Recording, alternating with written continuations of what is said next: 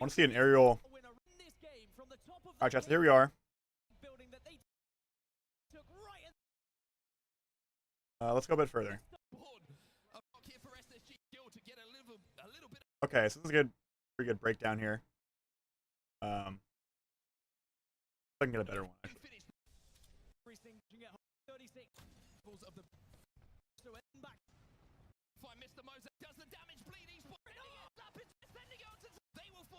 Here we go. All right, chat. So look how much space E36 has, chat.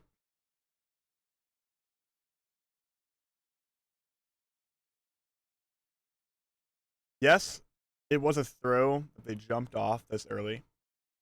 Like them jumping off this early was super troll. They could have definitely won this game. For sure. However, even if they didn't jump, chat, there is pretty much no way we win this game. It's like, yes, they griefed us, but we would not have won anyways. Because look, if they don't jump off, chat, and we have to climb over this fence right here. I mean, we are climbing into. We're literally climbing in between 4 teams, and we have no cover. We are going to die. There is no way we survive after climbing this fence, chat. The only way we win this game is if we go and 3v3 SSG and just instantly kill them. It's going to be super hard because while we're crossing to SSG, we're going to get shot at by everybody else. So yes, E36 threw by jumping on us, but regardless, we would not have won this game, even if they sit up top. There's just no way.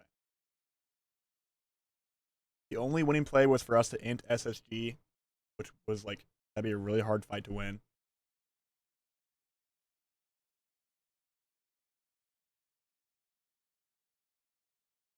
Now, E36 should have won this game. If E36 didn't jump, I mean, look how much space they have, chat. Look how much space they have. They have literally so much space here.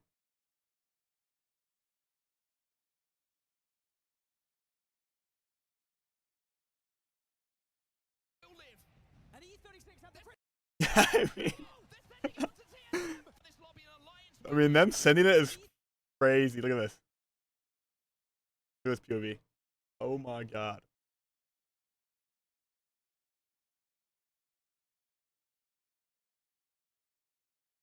They're sending it to TSM.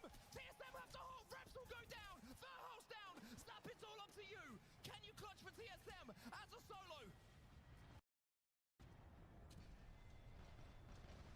5 squads now remain. Koifel.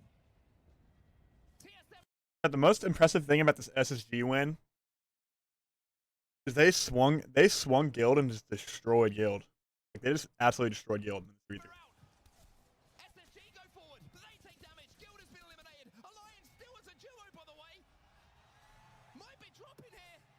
Oh, Tyler got his own.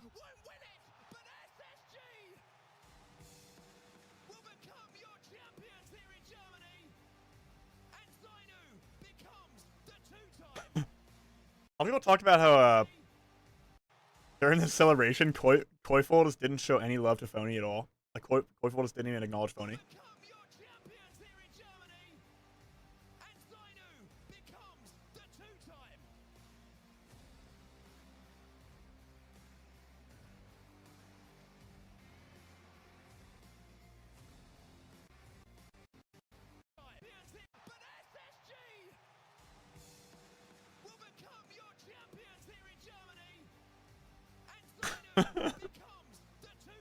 Has Phony being neglected? Nah, chat. I think it's a normal celebration. I don't think it was weird at all. Trophy lift. Let me see the trophy lift. I never got to see it.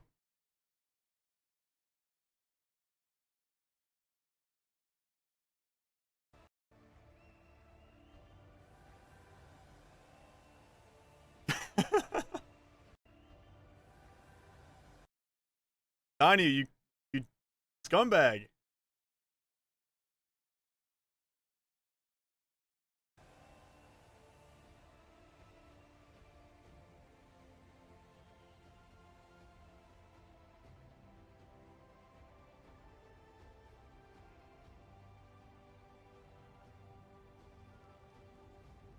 That's on E36 jumping from height. Chat.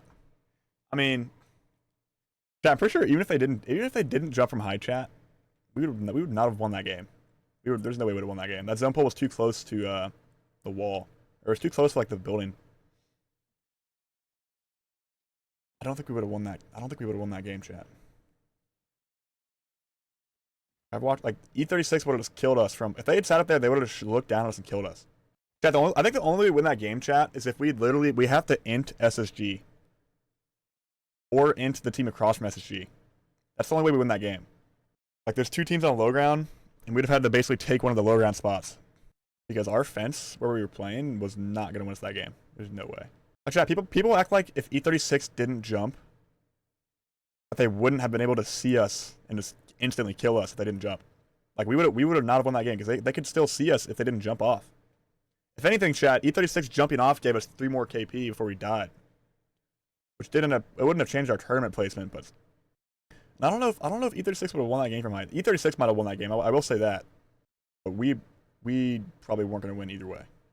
Yeah, E36 had a chance to win that game, but us, I don't know. Might have been impossible for the boys to win that game. Yeah, chat, how about that? SSG wins the land, and then Phony, their IGL gets dropped. Chat, supposedly it was like, the SSG CEO was saying beforehand that it was all like planned out. Like they were planning on dropping him, but they couldn't do it because of roster lock. So, it's kind of unfortunate that they literally just win land right as he gets dropped. They definitely could have decided to keep him. I think they had to drop him. Thought on Falcons getting 20th. Definitely did not expect that.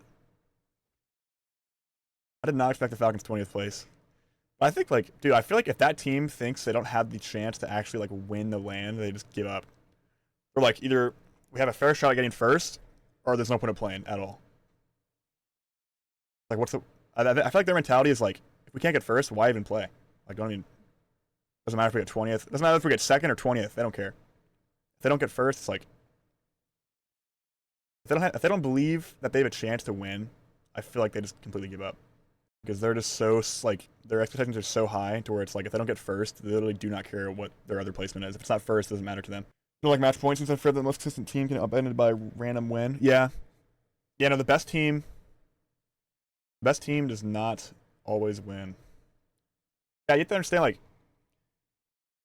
you can go into a tournament being the best team, but even the best team only has, like, a 10 or 15% win rate. The best team in a lobby is still, like, their odds of winning a game are still only like 10 to 15%. The odds that the best team actually ends up winning match point is like very low. Usually it's just gonna be some random team. Like your realistic goal for LAN should be to get second or have the most points. It should not actually be to win because you can't force a match point win.